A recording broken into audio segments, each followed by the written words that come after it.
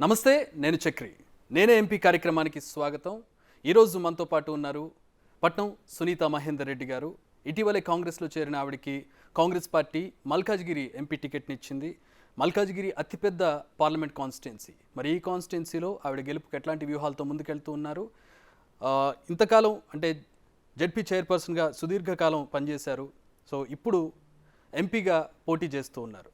ఆవిడ ఎట్లాంటి వ్యూహాలతో వెళ్తూ ఉన్నారు, అలాగే కాంగ్రెస్ పార్టీ నుంచి ఆవిడకి ఎట్లాంటి సపోర్ట్ అందుతూ ఉంది, ఆవిడని అడిగి తెలుసుకుందాం. నమస్తే సునీత రెడ్డి గారు. సో మల్కాజ్గిరి కాన్స్టిట్యున్సీ చాలా ప్రతిష్టాత్మకమైన కాన్స్టిట్యున్సీ, రేవంత్ రెడ్డి గారి కాన్స్టిట్యున్సీ. ఎట్లా అనిపిస్తోంది? నా మీద బాధ్యతగా మల్కాజ్గిరి సీట్ ఇవ్వడం చాలా హ్యాపీగా ఉంది. కాబట్టి నేను కూడా వాళ్ళ నమ్మకాన్ని వమ్ము చేయకుండా బాగా హార్డ్ వర్క్ చేస్తా. ఇంకా గతంలో నేను కూడా ఉమ్మడి రంగారెడ్డి జిల్లాలో జెడ్పీ చైర్పర్సన్గా చేసినప్పుడు కూడా ప్రజల ఆదరాభిమానాలు చూస్తుంటే ఇప్పుడు నేను మల్కాజ్గిరి రాగానే వాళ్ళ రిసీవింగ్ చూస్తే చాలా హ్యాపీ ఉంది. 100% మంచి మెజార్టీతో, హై మెజార్టీతో గెలుస్తున్నాం. ఇంకా మీరు అన్నట్టు ఇంతకాలం మీరు రంగారెడ్డి చేవెళ్ళ ఆ ఏరియాలో గట్టి పట్టున్న నేతలు, మీ ఫ్యామిలీకి కావచ్చు, మీకు కావచ్చు. ఇప్పుడు అన్ఎక్స్పెక్టెడ్గా మల్కాజ్గిరికి మీరు షిఫ్ట్ అవ్వాల్సి వచ్చింది. ఎట్లా అనిపిస్తుంది? అంటే అక్కడ రాజకీయం, ఇక్కడ రాజకీయం డిఫరెన్స్ ఏమన్నా అనిపిస్తుందా మీకు? అంటే కంప్లీట్గా డిఫరెంట్. ఏంటంటే వికారాబాద్ ఏమో రూరల్ ఏరియా, మల్కాజ్గిరి అంటే పూర్తిగా సిటీ సరౌండింగ్ ఉండడం వల్ల ఇక్కడ అర్బన్. కాబట్టి ఇక్కడ అర్బన్ అయినా కూడా ఇక్కడ కూడా గ్రామీణ ప్రాంత అవసరాలే ఎక్కువ ఉన్నాయి. నేను చూస్తే నేను 2006లో అప్పుడున్న చైర్పర్సన్గా ఉన్న ప్రాబ్లమ్స్ ఇంకా అట్లనే ఉన్నాయి. గత ప్రభుత్వాలు రోడ్స్ అభివృద్ధి చేసినాయేమో అనుకుంటే ఇంకా అలాంటి ప్రపోజల్సే వస్తున్నాయి అప్పుడు 2006లో ఉన్నప్పటివి. కాబట్టి తప్పకుండా ఇంకా అభివృద్ధి చేయాలి. సిటీ సరౌండింగ్ ఉండడం వల్ల ఈ గ్రామీణ ప్రాంత వాతావరణం అనేది గ్రామాల్లో కనబడొద్దని నా ఉద్దేశం. సో రేవంత్ రెడ్డి గారి కాన్స్టిట్యున్సీ అది ఏం చెప్పారు ఆయన? అంటే రాజకీయంకి సంబంధించి, వ్యూహాలకు సంబంధించి ఎట్లాంటి గైడెన్స్ వచ్చింది ఆయన నుంచి, రేవంత్ రెడ్డి నుంచి? అంటే ఈ కంటోన్మెంట్ ఏరియా మల్కాజ్గిరిలో చాలా important. State government, central government అధీనంలో ఉంది కాబట్టి ఇంకా వేరే ఏ ఫండింగ్ రాదు. అక్కడ ఎలాంటి డెవలప్మెంట్స్ లేవు. ఇంటర్నల్ సీసీ రోడ్స్ కానీ, డ్రైన్స్ కానీ, వాటర్ ప్రాబ్లమ్స్, ఇంకా హౌస్ పట్టాస్ కూడా లేవు. చాలా వరకు అవన్నీ సాల్వ్ చేయాల్సిన అవసరం ఉంది. అది కేవలం గౌరవ ముఖ్యమంత్రి రేవంత్ రెడ్డి గారి దృష్టికి తీసుకెళ్తేనే సాధ్యమవుతుంది. కాబట్టి తప్పకుండా అవన్నీ సాల్వ్ చేస్తాం. మెయిన్గా వాళ్ళ ప్రాబ్లమ్స్ చాలా అధ్వానంగా ఉన్నాయి. వాళ్ళందరూ మొన్న మల్కాజ్గిరి వెళ్ళినప్పుడు ప్రతి ఒక్కరు అదే ప్రాబ్లమ్స్ కంపల్సరీ సాల్వ్ చేయాలని వాళ్ళు బాగా తీసుకురావడం జరిగింది. దీని కింద 7 అసెంబ్లీ కాన్స్టిట్యున్సీస్ ఉన్నాయి. 7 బీఆర్ఎస్ గెలుచుకుంది. ఇప్పుడు మీరు ఎంపీగా ఆ 7 నియోజకవర్గాలపైన ఎంపీగా మీరు పోటీ చేయబోతున్నారు. ఎట్లా అంటే ఎట్లా అనిపిస్తుంది? అంటే మొత్తం అంతా కూడా బీఆర్ఎస్ గెలుచుకుంది. ఇప్పుడు ఏమన్నా టర్న్ అవుతుంది అనుకుంటున్నారా? మీకున్న ఫేవరబుల్స్ ఏంటి అక్కడ? అంటే గవర్నమెంట్ మెయిన్ గతంలో ఎంపీగా హై మెజార్టీతో గెలిపించడం జరిగింది రేవంత్ రెడ్డి గారిని. ఇప్పుడు అదే నమ్మకంతో మాకు కూడా ఇవ్వడం జరిగింది. మాకు అవగాహన ఉంది, ప్లస్ గవర్నమెంట్ కూడా ఉంది. రేవంత్ రెడ్డి గారు ముఖ్యమంత్రి కాబట్టి ఎట్లా ముఖ్యమంత్రి ఉంటే అభివృద్ధి చేస్తారు. ఆయన కాన్స్టిట్యున్సీ కాబట్టి, ఆయన పార్లమెంట్ డివిజన్ అక్కడ అభివృద్ధి చేయాల్సిన అవసరం ఉంది. అది కేవలం ముఖ్యమంత్రి గారి వల్లనే సాధ్యమవుతుంది. కాబట్టి తప్పకుండా అందరూ వాళ్ళ రిసీవింగ్ అయితే చాలా బాగుంది. అత్యధిక మెజార్టీ ఇస్తారు. చాలా అంటే చాలా మంచి రెస్పాన్స్ వస్తుంది. ప్రతి ఒక్కరూ మీరు కంపల్సరీ హై మెజార్టీతో విన్ అవుతారు అని కోరుకుంటున్నారు. సో మీకు ఇప్పుడు అంటే కొంచెం ఈజీ అవుతుంది అనుకుంటాను గెలుపు. చూస్తుంటే పరిస్థితులు చూస్తుంటే మల్లారెడ్డి తప్పుకున్నారు, మైనంపల్లి కాంగ్రెస్లోనే ఉన్నారు. ఇప్పుడు రేవంత్ రెడ్డికి మల్కాజ్గిరి మీద మంచి పట్టు ఉంది. ఏంటి ఏమనుకుంటున్నారు? ఈజీగా ఉంటుంది అనుకుంటున్నారు? ఇవన్నీ మీకు కలిసి వచ్చే అంశాలు అనుకుంటున్నారా?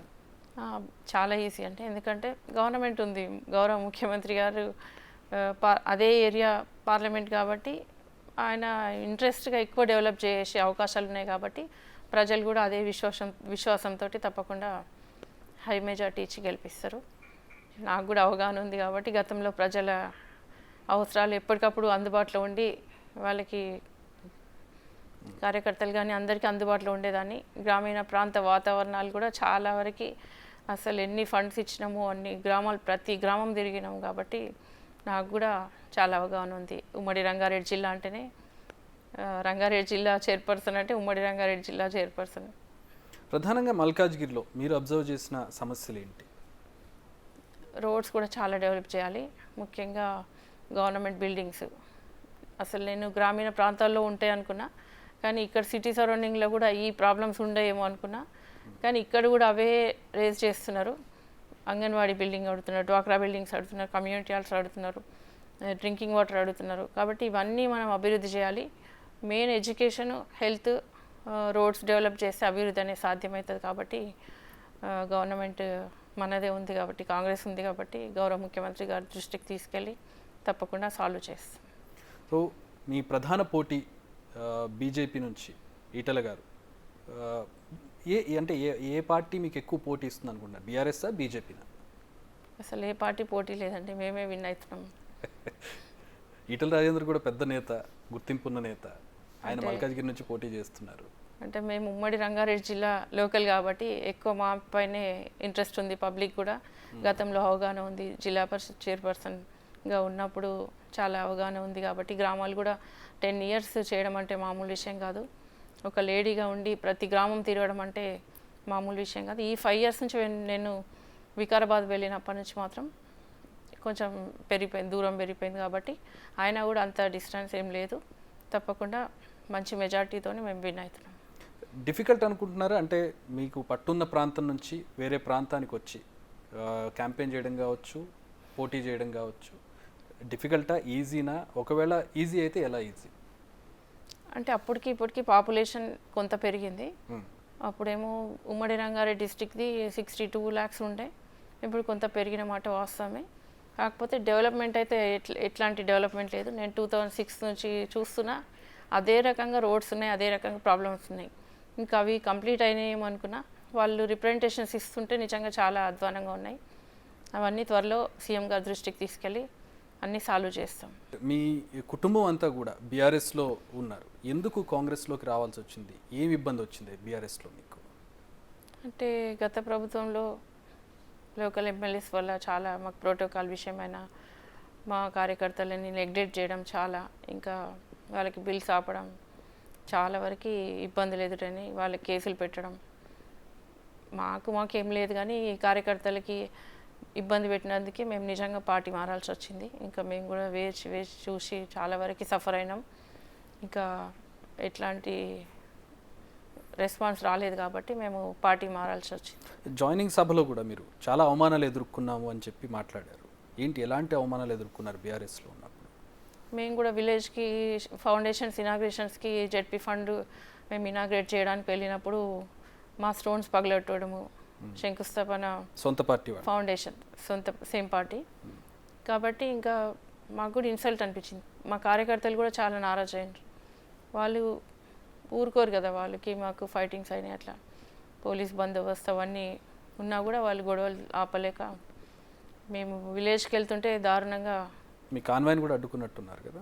కాన్వాయ్ పైన రాళ్ళేయడము, మా కార్యకర్తల్ని కొట్టడము, ఉల్టా వాళ్ళే కొట్టి మమ్మల్ని మా కార్యకర్తల పైన కేసులు పెట్టడం, ఇవన్నీ చాలా దారుణంగా ఉండే. ఇంకా మీరు హైకమాండ్ దృష్టికి తీసుకెళ్ళలేదు? అంటే కేటీఆర్ వర్కింగ్ ప్రెసిడెంట్ ఉన్నారు, ఆయన దృష్టికి తీసుకెళ్ళినట్టున్నారు, వాళ్ళు అందరిని పిలిచి మాట్లాడినట్టున్నారు. ఏమైంది అది? ఇంకా తీసుకెళ్తే ఇంకా సరే ఇవన్నీ పాలిటిక్స్లో కామన్, ఇవన్నీ చిన్న చిన్నవి పట్టించుకోదు, సరే వాళ్ళు కూడా చెప్తా నేను అని చెప్పిండ్రు. వాళ్ళు ముందు ఇద్దరు కోఆర్డినేషన్తో ఉండాలి అది చెప్పడం జరిగింది. ఇంకా అంతే. కేసెస్ మాత్రం అట్లనే ఉన్నాయి మా కార్యకర్తల పైన. కాబట్టి ఇంకా మేము సఫర్ అయ్యి ఇంకా మేము బయటకు వచ్చేసాం. కేవలం మీరేనా, లేకపోతే మీ ఫ్యామిలీ, అంటే మహేందర్ రెడ్డి గారు ఉన్నారు, మీ హస్బెండ్, ఆయన కూడా ఇబ్బంది పడుతున్నారా? ఇద్దరికి ఒకటే కదండి, ఆయనకు వచ్చిన నాకు వచ్చిన సేమ్ కదా, సేమ్ ప్రాబ్లమ్స్ ఉంటాయి. కాబట్టి కార్యకర్తలకి ఇబ్బంది అవుతుందనే ఉద్దేశంతో విసుగొచ్చేసి ఇంకా పార్టీ నుంచి బయటకు వచ్చేసి. కార్యకర్తలు ఏం చెప్పారు? అంటే మీకు పార్టీ మారుతున్నప్పుడు కార్యకర్తలతో మీరు మాట్లాడినప్పుడు వాళ్ళ నుంచి వచ్చిన రెస్పాన్స్ ఏంటి? అసలు మా కార్యకర్తలు కాదండి, కాంగ్రెస్ సీనియర్ నాయకులు, సీనియర్ కాంగ్రెస్ కార్యకర్తలు కూడా వాళ్ళు కూడా రిసీవ్ చేసుకోవడం జరిగింది. మీరు రండి అని. ఎలక్షన్ కంటే బిఫోర్ కూడా అడిగారు. ఇంకా అప్పుడు పోలేం పరిస్థితి. ఇంకా ఎలక్షన్ తర్వాత మేము సరే కంపల్సరీ పోవాల్సింది, వాళ్ళు అడుగుతున్నారు కాబట్టి మేము జాయిన్ అయినాము. మేము జాయిన్ అయ్యి మాకు ఎంపీ కావాలి అది అని అడగలే, వాళ్ళందరూ నిలబడ్డారు అని చెప్పడం జరిగింది. కార్యకర్తలు కోరిన మేరకే నేను పార్టీ జాయిన్ అవ్వడం జరిగింది. మహేందర్ రెడ్డి గారు ఇప్పుడు ఎక్కడ, అంటే బీఆర్ఎస్లో ఉన్నట్ట, కాంగ్రెస్లో ఉన్నట్ట, ఎక్కడ జాయిన్ అయినట్ట? కాంగ్రెసే కదండి. సో ఇప్పుడు మీకు మీ హస్బెండ్ నుంచి ఎట్లాంటి సపోర్ట్? ఇప్పుడు ఎంపీగా పోటీ చేస్తున్నారు, జెడ్పీ చైర్పర్సన్ నుంచి డైరెక్ట్గా ఎంపీగా పోటీ చేస్తున్నారు, ఒక హ్యూజ్ లీప్ ఇది. మీ హస్బెండ్కి చాలా అనుభవం ఉంది రాజకీయాల్లో, స్టేట్ గవర్నమెంట్లో పనిచేశారు. ఎట్లాంటి సపోర్ట్ వస్తుంది మహేందర్ రెడ్డి గారి నుంచి మీకు? మంచిగా ఉందండి సపోర్ట్. అంటే ఎట్లాంటి సపోర్ట్ ఇంకా ఇస్తారు? అన్ని రకాల సపోర్ట్ ఉంటుంది. ఎట్లాంటి అంటే అన్నింట్లో ఉంటుంది కదా, ఉన్నందుకే కదా బయటికి రావడం. ఫ్యామిలీ సపోర్ట్ లేనిది బయటికి రాలేము కదా. 100% ఉంది. ప్రజల సపోర్ట్ ఉంది. మెయిన్ ప్రజలు కోరినందుకు ఆయన కూడా ఇంకా సరే కంటిన్యూ చేద్దాంలే అని ఇంకా కంటిన్యూ చేస్తున్నాం. మెయిన్ ప్రజలు కోరినది మేరకే. వ్యూహాలు అంటే ఆయన సుదీర్ఘకాలం పనిచేశారు. మీ ఫ్యామిలీ, మీ నరేందర్ రెడ్డి గారు కావచ్చు, మహేందర్ రెడ్డి గారు కావచ్చు, మీ ఫోర్ పేరెంట్స్ నుంచి కూడా మీకు సపోర్ట్ ఉంది, రాజకీయంగా బ్యాకప్ ఉంది. ఈ వ్యూహాలు మీకు ఇక్కడ ఇప్పుడు కొత్త కాన్స్టిట్యున్సీ అయినా కూడా మీకు ఏ మేరకు ఉపయోగపడతాయి అనుకుంటున్నారు వీళ్ళ రాజకీయ అనుభవం అంతా? అంటే తెలుస్తుందండి బ్యాక్గ్రౌండ్, గతంలో చేసిన అవగాహన, అక్కడ గ్రామాలు తిరగడం జరిగింది, మొత్తం అంతా చూస్తారు కదా పబ్లిక్. మేము ఇప్పుడు పాలిటిక్స్లో కొత్తగా వచ్చింది లేదు. 18 years నుంచి పబ్లిక్లో ఉన్నామంటే మామూలు విషయం కాదు. అంటే ఇప్పుడు ఎంపీగా ప్రచారం అనేది కొన్ని లక్షల మంది, కొన్ని వేల మంది మధ్యలోకి వెళ్ళాల్సి ఉంటుంది. కొద్దిగా మీకు రాజకీయాలు అలవాటు ఉన్నా కూడా ఇప్పుడు ఎలా ప్రిపేర్ అవుతున్నారు? మెంటల్గా కావచ్చు, వ్యూహాత్మకంగా కావచ్చు, ఎట్లా ప్రిపేర్ అవుతున్నారు క్యాంపెయిన్కి? చాలా నేర్చుకోవాలండి. ఇంకా మామూలుగా రూరల్ ఏరియాస్లో మాట్లాడడం వేరు, సిటీ సరౌండింగ్లో ఇంకా పార్లమెంట్లో మాట్లాడడం వేరు. చాలా నేర్చుకోవాలి. మల్కాజ్గిరికి సంబంధించి చూసినట్లయితే చాలా పెద్ద కాన్స్టిట్యున్సీ. ఎట్లా ప్లాన్ చేస్తున్నారు? అంటే 7 అసెంబ్లీ కాన్స్టిట్యున్సీలు తిరగాలి మీరు. టైం మీ ముందు అంటే ప్లాన్ చేసుకోవడానికి, వ్యూహానికి టైం తక్కువగా కనపడుతుంది. ఎట్లా ప్లాన్ చేస్తున్నామండి. గతంలో అవగాహన ఉంది, ప్లస్ రేవంత్ రెడ్డి అన్న సీఎం కాబట్టి ఆయన సూచన సలహాలు, అక్కడ సీనియర్ లీడర్స్, సీనియర్ కార్యకర్తలు అందరినీ అడ్వైస్ తీసుకొని అందరూ ముందుకు వస్తున్నారు. అడ్వాంటేజ్ ఏంటంటే గతంలో ఉన్న ఎక్స్పీరియన్స్, అవగాహన ఉంది కాబట్టి అదొకటి. సీఎం రేవంత్ రెడ్డి గారు అదే కాన్స్టిట్యున్సీలో అదే పార్లమెంట్లో ఉండి ఎంపీగా ఉన్నారు కాబట్టి అదొకటి అడ్వాంటేజ్. కాబట్టి దానివల్ల ముందుకెళ్తున్నారు. అందరు కార్యకర్తలు కూడా ఎక్కడికక్కడ బాగా హార్డ్ వర్క్ చేస్తున్నారు, మంచి మెజార్టీ ఇస్తారు, చాలా యాక్టివ్గా ఉన్నారు అందరూ. నిన్న కూడా నేను కుక్కట్పల్లి వెళ్ళిన, మల్కాజిగిరి వెళ్ళిన, ఇంకా ఎల్బీ నగర్ కూడా వెళ్ళిన, చాలా మంచి రెస్పాన్స్ వస్తుంది. కాబట్టి మంచి హై మెజార్టీతో విన్ అవుతున్నాం. పార్టీలు మారడానికి సంబంధించి అనేక విమర్శలు చేస్తూ ఉంటారు. అంటే అధికారంలో ఉన్న వైపుకి వెళ్తూ ఉంటారు నేతలు, జంప్ చేస్తూ ఉంటారని చెప్పి. దాని మీద మీరు ఇచ్చే మీరు ఏం మాట్లాడతారు? మీ స్పందన ఏంటి దాని మీద? అధికారం అంటే మరి ఒక్కొక్కసారి మరి డెవలప్ చేయాలంటే ఏదో ఒకటి ప్రజల కోసం ఏదో ఒక నిర్ణయం తీసుకోవాలి కదండి. ఇప్పుడు వాళ్ళు కోరిన మేరకే మేము వచ్చినాం. అధికారంలో జనరల్గా అందరూ పోయి మేము జాయిన్ అవుతారు, అట్లే కాదు మాది. మాకు ఎలక్షన్ బిఫోరే మమ్మల్ని అడిగాడు, మీరు జాయిన్ అయ్యండి. అప్పుడు జాయిన్ కాలేకపోయినాం. తర్వాత ఇప్పుడు కూడా కోరిన మేరకే మేము వచ్చినాం. వచ్చి గవర్నమెంట్లో ఉంటే ఇంకా డెవలప్ అవుతుంది, ఇప్పుడన్నా మంచి ఛాన్స్ అని వాళ్ళు కోరిన మేరకే మేము రావడం జరిగింది. అంటే మీకు బీఆర్ఎస్లో అసంతృప్తి అనేది ఇప్పుడు పైలట్ రోహిత్ రెడ్డి జాయిన్ అయినప్పటి నుంచి సమస్య ఉందా, లేదంటే ఈ మధ్య కాలంలో ఆనంద్ తోటి వచ్చిన సమస్య? ఏదైనా కోఆర్డినేషన్తో ఉండాలండి ఏ పొలిటికల్. మేము అప్పుడు మాజీ మంత్రి చంద్రశేఖర్, నారాయణరావు, ఇంకా దేవేందర్ గౌడ్ మెయిన్, ఇంకా చాలామంది ఉన్నారండి. ఎంత మంచిగా మేము కోఆర్డినేషన్తో ఉండే, ఎప్పుడు కొట్లాడుకునేది లేదు. ప్రోటోకాల్ విషయమైనా ఏ విషయమైనా ప్రతిదీ కూడా, ఏదైనా లెటర్ కావాలంటే ఎంపీ లెటరు, ఇప్పుడు ఎమ్మెల్యే లెటరు, ఎంపీ దగ్గరికి వెళ్ళినా కూడా ఎమ్మెల్యే లెటర్ కావాలంటుండే. అట్లా అన్నీ చాలా ఇబ్బంది పెట్టిండ్రండి, చాలా అంటే చాలా. అసలు బాధ అనిపించింది. మా కార్యకర్తలు బాగా సఫర్ అయింది. పార్టీ కోసం ఇంత కష్టపడి పనిచేస్తే వీళ్ళు మమ్మల్ని కేర్ చేస్తలేరని. మీకు సబితేంద్రారెడ్డి గారితో ఫ్యామిలీ రిలేషన్ ఇది, ఇంద్రారెడ్డి గారి నుంచి ఇన్స్పిరేషన్ తీసుకుని రాజకీయాల్లోకి వచ్చింది. ఎట్లా ఉంటుంది మీ అనుబంధం? ఎట్లా ఉంటుంది రిలేషన్షిప్? ఎట్లా ఉంటుంది? అంటే పాలిటిక్స్ అండి, రిలేషన్. సో పర్సనల్గా కుటుంబ సంబంధాలు అవి బాగానే ఉంటాయి? బాగానే ఉంది. మీరు ముందు చేవెళ్ళ టికెట్ ఎక్స్పెక్ట్ చేసినట్టున్నారు కదా, చేవెళ్ళ టికెట్ ఎక్స్పెక్ట్ చేసినట్టున్నారు. అండ్ ఇప్పుడు మల్కాజిగిరి అంటే మేమేమి ఎక్స్పెక్ట్ చేయలేండి, వాళ్ళే అడిగి. అంటే మీకు అక్కడ పట్టుంది కాబట్టి పార్టీలోకి వచ్చినప్పుడు చేవెళ్ళ టికెట్ ఎక్స్పెక్ట్ చేసినట్టున్నారు. కార్యకర్తలు కోరిండ్రు, అందరూ దాన్ని ఎవరైనా సాధారణం అంతే కదా. ఇప్పుడు అక్కడ మా కాన్స్టిట్యున్సీ ఉన్నప్పుడు అక్కడ కోరుకోవడంలో కోరుకున్నారు కాబట్టి అధిష్టానం నిర్ణయించి, సరే అధిష్టానం ప్రకారం మేము లీడర్ అన్నప్పుడు ఎక్కడ పోతే అక్కడ పోవాలి కదా, అదే లీడర్షిప్ అనేది నాకు అనిపిస్తుంది. ఇప్పుడు మల్కాజ్గిరికి సంబంధించి ప్రధానంగా మీరు ఎంపీగా పోటీ చేస్తూ ఉన్నారు. గెలిస్తే ఏం చేస్తారు? ఎంపీ ఆ కాన్స్టిట్యున్సీకి మీరు ఏం చేస్తారు? చాలా చేయాలండి. మల్కాజిగిరి అంటే సిటీ సరౌండింగ్ ఉండడం వల్ల చాలా రోడ్స్ డెవలప్ చేయాలి. ఇంటర్నల్ రోడ్స్, కంటోన్మెంట్ ఏరియాలో చాలా ప్రాబ్లమ్స్ ఉన్నాయి. ఇప్పటికీ వాళ్ళకి రోడ్స్ లేవు, డ్రైన్ లేదు, వాళ్ళకి హౌస్ పట్టాలు, ఇంకా చాలా ఎన్నో ప్రాబ్లమ్స్. ఇంకా నాకు నిన్న కొన్ని ఇచ్చిండ్రు. ఇంకా డీటెయిల్డ్గా ఇంకా 2-3 డేస్లో నేను అన్నీ తెలుసుకొని మల్కాజిగిరి టోటల్ ఏరియా ఏమేమి రిక్వైర్మెంట్ ఉందో అది తీసుకొని గవర్నమెంట్కి, మన గౌరవ ముఖ్యమంత్రి గారికి బిఫోరే అన్ని వాగ్దానాలు తీసుకొని ప్రజల దగ్గరికి వెళ్దామని అనుకుంటున్నాను. బేసిక్గా గ్రామాలకి సంబంధించి ఎట్లాంటి కాన్సన్ట్రేట్ చేసింది గవర్నమెంట్? మీరు గవర్నమెంట్ దగ్గర నుంచి చూశారు కదా బీఆర్ఎస్లో, అసలు ఎంత కాన్సన్ట్రేట్ చేసింది? మిషన్ కాకతీయ కావచ్చు, ఇట్లాంటి వాటికి వాటర్ సప్లై కావచ్చు, ఎట్లా అనిపించింది? అంటే అక్కడ ఉన్నటువంటి పరిస్థితులు మీరు చూస్తున్నప్పుడు గవర్నమెంట్ నుంచి డెవలప్మెంట్ నిజంగా జరిగింది ఆ క్షేత్రస్థాయిలో అనేది? మిషన్ భగీరథ తీసుకొచ్చిండండి. అసలు డ్రింకింగ్ వాటర్కే యూజ్ చేయట్లేరు. 24 hours రోడ్డు పైన పోతూనే ఉంటాయి. అవి పవర్ ఉన్నంతసేపు పోతూనే ఉంటాయి. ఎక్కడి నుంచే వస్తున్నాయి, మేము ఎందుకు తాగాలి, ఏదో మాకు ఏదైనా తాగితే ఏదైనా రోగాల పాలవుతాం అనేది భయం అనేది ఉండే ప్రజలకి. ఆ మిషన్ భగీరథ వాటర్ వేసినప్పుడు రోడ్స్ అన్నీ పోయినాయండి. సీసీ రోడ్స్ మొత్తం పోయినాయి. మళ్ళీ వేయరు, ఇంకేయలేదు చాలా వరకు. ఎక్కడో కొన్ని వేసినట్టున్నారు కానీ మిగతా రిమైనింగ్ వేయలేరు. అవన్నీ కంప్లీట్ చేయాలి. రోడ్ వేసినప్పుడు మామూలుగా పైప్ లైన్ తీసినప్పుడు తీయాలి, మళ్ళీ రోడ్ వేయాలి కదా, మళ్ళీ వేయలేరు. అట్లా చాలా ఇబ్బంది అయింది ప్రజలకి. నడుస్తుంటే ఎన్నో యాక్సిడెంట్లు, ఓల్డ్ ఏజ్ వాళ్ళు నడుస్తుంటే కూడా చాలా ఇబ్బంది పడ్డాడు పిల్లలు కానీ అందరు. మా హయాంలో బాగా అభివృద్ధి జరిగిందని చెప్పుకున్నారు బీఆర్ఎస్. తెలంగాణ పునర్నిర్మాణం జరిగిందని చెప్పుకున్నారు. మీరు ఏకీభవిస్తారా దాంతో? అభివృద్ధి అంటే రోడ్స్ బిల్డింగ్ కావండి. రోడ్స్ కూడా కావాలి. రోడ్స్ ఏవి అసలు రోడ్స్ అప్రోచ్ రోడ్లు, కనెక్టింగ్ రోడ్సే కాలేవు. చాలా వరకు వచ్చింది central government fund, state government నుంచి తక్కువనే వచ్చింది. స్కీమ్స్ అన్నీ మరి కొన్ని స్కీమ్స్ వృధాగా పోయినాయి. దళిత బంధు అన్నారు, ఒకరికి ఇచ్చి 10 మంది ఆంటీ అయినరు. ఇంకా అట్లా చాలా ఉన్నాయండి. ఇంకా బీసీ బంధు అని ఇట్లా అందరినీ అట్లా కమ్యూనిటీ వైజ్ ఇవ్వడం వల్ల చాలా ఇబ్బందులు ఎదురైనాయి. ఇంకా ఏమైనా చెప్తారా మల్కాజిగిరి కాన్స్టిట్యున్సీ ప్రజలకి? మల్కాజిగిరి ప్రజలను కోరేది ఏంటంటే, గతంలో నేను జెడ్పీ చైర్పర్సన్గా 10 సంవత్సరాలు నేను జెడ్పీ చైర్పర్సన్గా ఉన్నా. నాకు కూడా ప్రతి గ్రామం తెలుసు.